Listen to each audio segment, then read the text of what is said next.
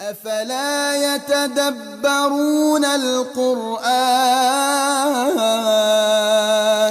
أعوذ بالله من الشيطان الرجيم بسم الله الرحمن الرحيم ذلك نتلوه عليك من الآيات والذكر الحكيم إن مثل عيسى عند الله كمثل آدم خلقه من تراب ثم قال له كن فيكون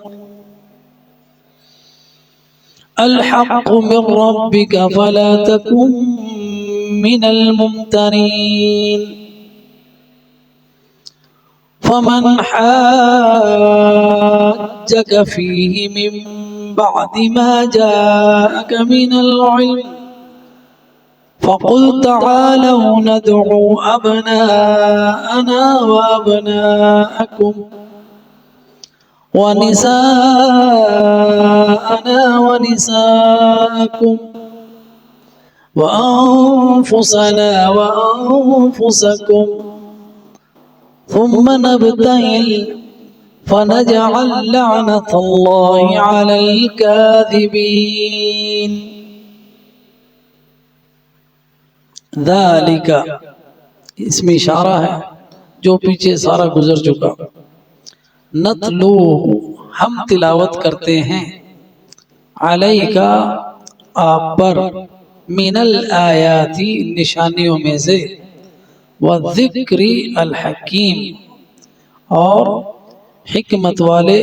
ذکر کی ان مثل بے شک مثال عیسیٰ کی ان مثل عیسیٰ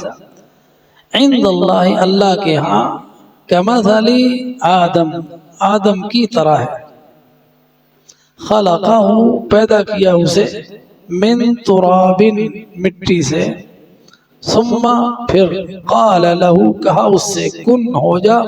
فیکون پس وہ ہو گیا الحق سچ ہے من ربک تیرے رب کی طرف سے فلا تکن پس نہ ہو جاؤ تم من الممترین شک کرنے والوں میں سے فمن حاجک پس وہ جس نے آپ سے بحث کی فی اس میں من بعد اس کے ما جاءک جو آ گیا آپ کے پاس من العلم علم میں سے فقل پس کہہ دیجئے تعالو آ جاؤ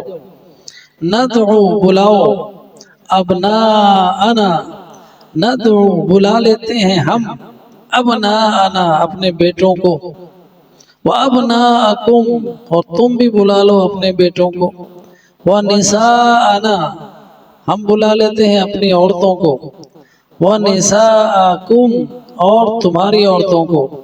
وانفسنا اور اپنے آپ کو وانفسکم اور تم اپنے آپ کو ثم پھر نبتہل مبالغہ کرتے ہیں فنجعل پس بناتے ہیں لعنت اللہ اللہ کی لعنت علی الکاذبین جھوٹوں کے اوپر ذالک نتلوہ علیک یہ ہے جو ہم تلاوت کرتے ہیں آپ پر من الآیاتی آیتوں میں سے تو ذالک اشارہ ان سب باتوں کی طرف جو پیچھے گزر چکے ہیں وہ معجزات ہیں حضرت عیسیٰ علیہ السلام کے جن کا ذکر پچھلی آیتوں میں ہوا کہ وہ مٹی سے پرندہ بناتے اس میں پھونک مارتے وہ پرندہ بن کے اڑ جاتا اللہ کے حکم سے اندھے کو بینا کرتے کوڑی کو ٹھیک کرتے مردے کو زندہ کرتے اور لوگوں کو بتاتے جو انہوں نے کھایا ہے اور جو گھروں میں ذخیرہ کیا ہے اسی طرح وہ نشانیاں بھی جو حضرت مریم کے پاس تھیں کہ ان کے پاس بغیر موسم کے پھل آ رہے ہیں، اسی طرح اس سے پہلے جو آیتیں ذکر ہوئی وہ ساری کی ساری ذالک وہ ان کی طرف اشارہ ہے، نتلوہ ہم تلاوت کرتے ہیں، اللہ سبحانہ و تعالی تلاوت فرماتے ہیں، علیک آپ پر، من الآیاتی نشانیوں میں سے، وہ سب نشانیاں جن کا پیچھے ذکر ہو چکا، اور اللہ سبحانہ و تعالی جبریل امین کے ذریعے آپ پر یہ تلاوت کرتے ہیں۔ جب وحی نازل ہوتی تو جبریل امین اللہ کے حکم سے اترتے اور وہ آیتیں جو اللہ سبحانہ و تعالی سے انہوں نے سنی ہوتی وہ نبی صلی اللہ علیہ وسلم کو آگے سناتے ہیں۔ ذالک نتلوہ علیک من الآیات، یہ آیتیں ہیں، اور اس سے آیات سے مراد وہ بھی جس کا پہلی جو کتابیں ہیں وہ بھی انجیل، تورات، وذکر الحکیم، اور ذکر الحکیم جو ذکر ہے نا یہ قرآن ہے، انا نحن نزلنا الذکر وانا لہ لحافظون، وذکر الحکیم کی تلاوت یعنی قرآن حکیم کی تلاوت کرتے ہیں۔ ان مثل عیسیٰ،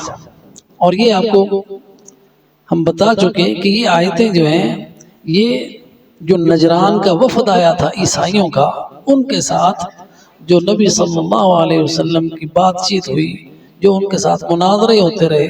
وہ اپنی حجتیں پیش کرتے رہے، نبی صلی اللہ علیہ وسلم ان کو قرآن کی آیتیں سناتے رہے، اور اب وہ جو مناظرہ تھا اپنے عروج پر ہے ان آیات میں، اور وہ جو کہہ رہے تھے کہ حضرت عیسیٰ علیہ السلام کو ہم اللہ اس لیے مانتے ہیں، الہ اس لیے مانتے ہیں کہ وہ یعنی عام انسانوں کی طرح پیدا نہیں ہوئے، ان کا کوئی باپ نہیں تھا، تو اللہ سبحانہ و تعالیٰ نے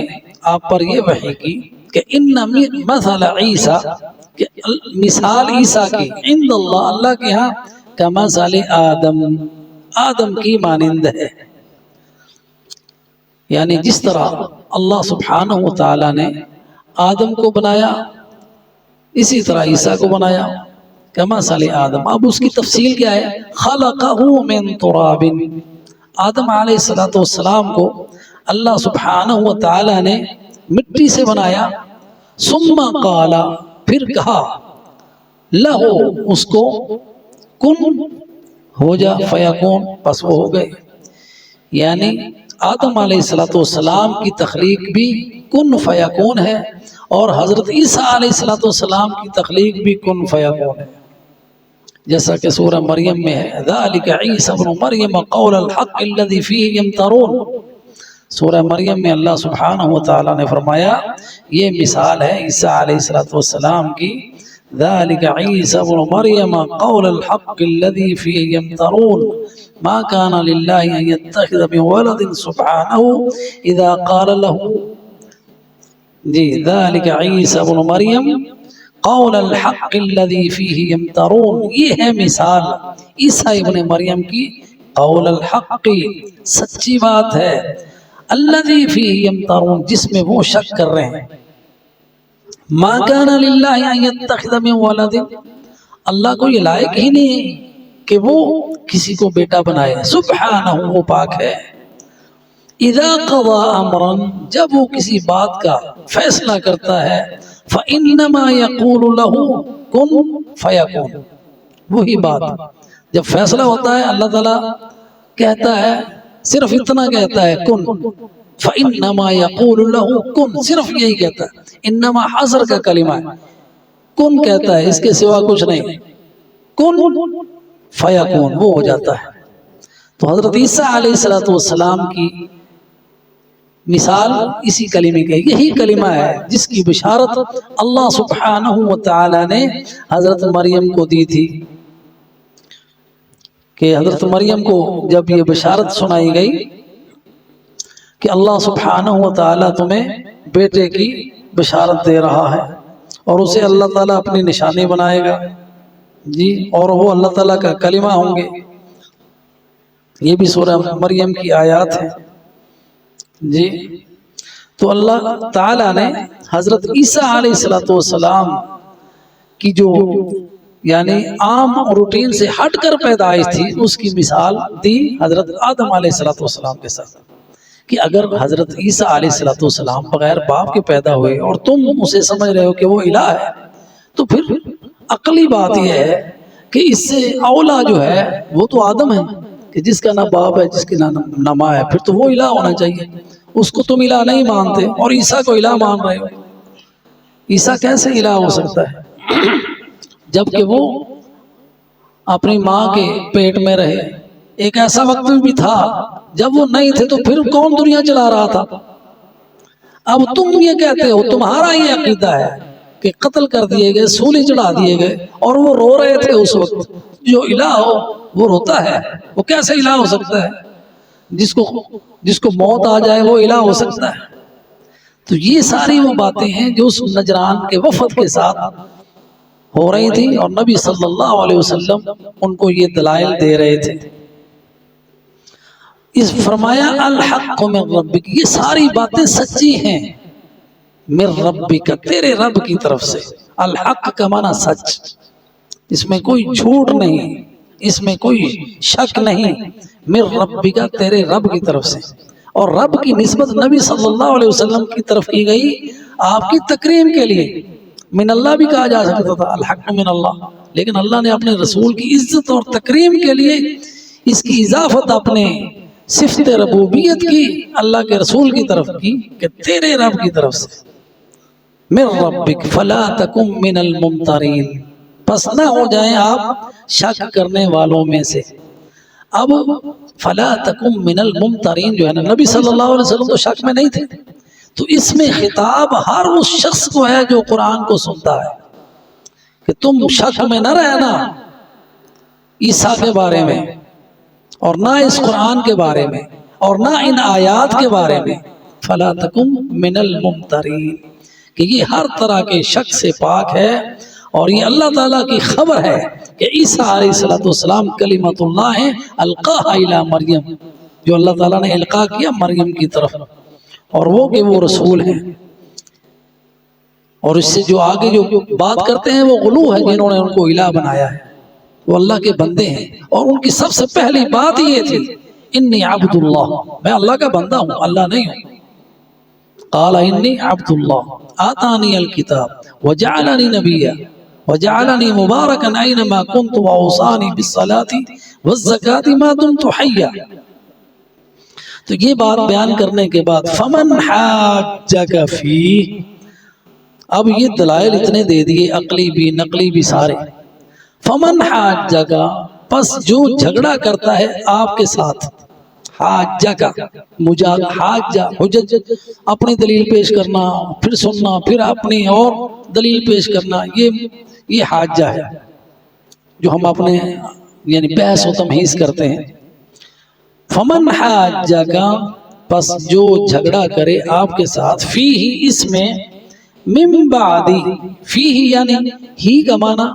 ایک تو عیسیٰ علیہ السلام ہے، یا عیسیٰ علیہ السلام کے بارے میں پھر بھی حجتیں پیش کر رہا ہے یہ دلائل آ جانے کے بعد،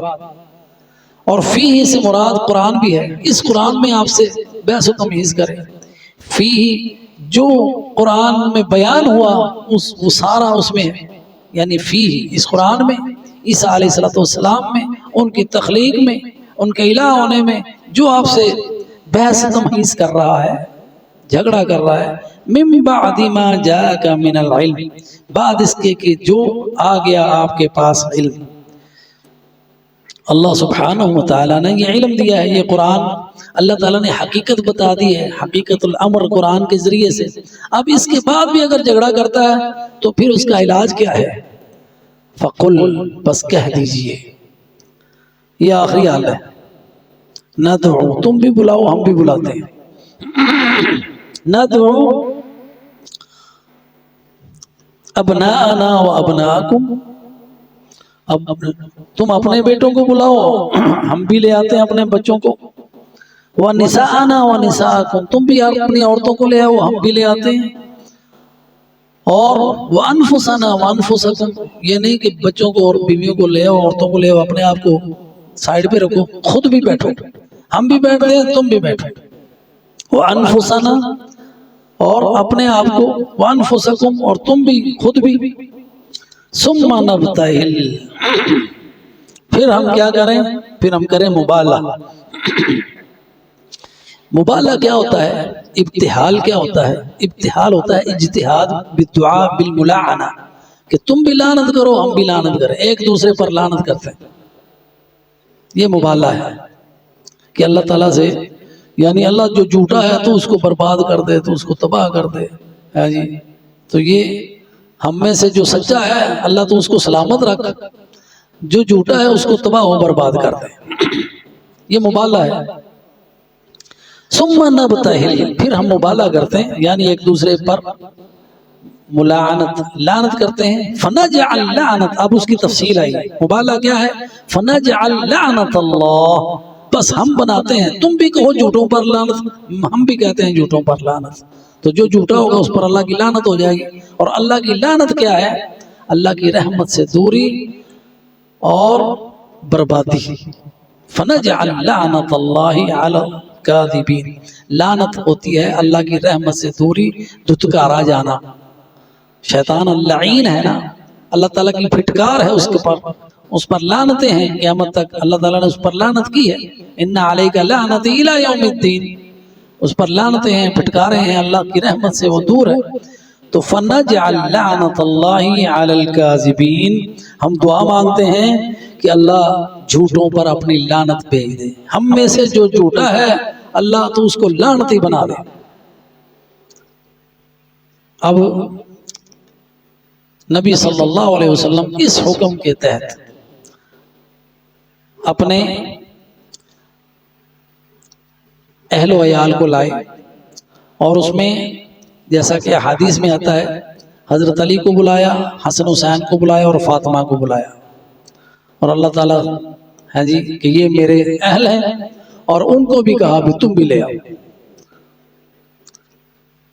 تو اب انہوں نے آپس میں مشورہ کیا نجران کے وفد میں ان کے بڑے بڑے پادری تھے ایک عاقب اس کا نام تھا اور ایک سید نام تھا یہ ان کے بڑے تھے سب سے بڑے انہوں نے آپس میں مشورہ کیا ان کو پتا تھا اندر سے کہ اگر مان لینا یہ موبائل والی بات تو بربادی ہو جائے گی کہنے لگے مہلت مانگ لیتے ہیں اگر ہم نے مبالغہ کیا اور یہ نبی ہوئے تو ہم میں سے بچے گا کوئی نہیں نہ ہمارے اہل و عیال میں سے اس لیے ہم اس چیلنج کو قبول نہ کریں تو پھر وہ آئے اگلے روز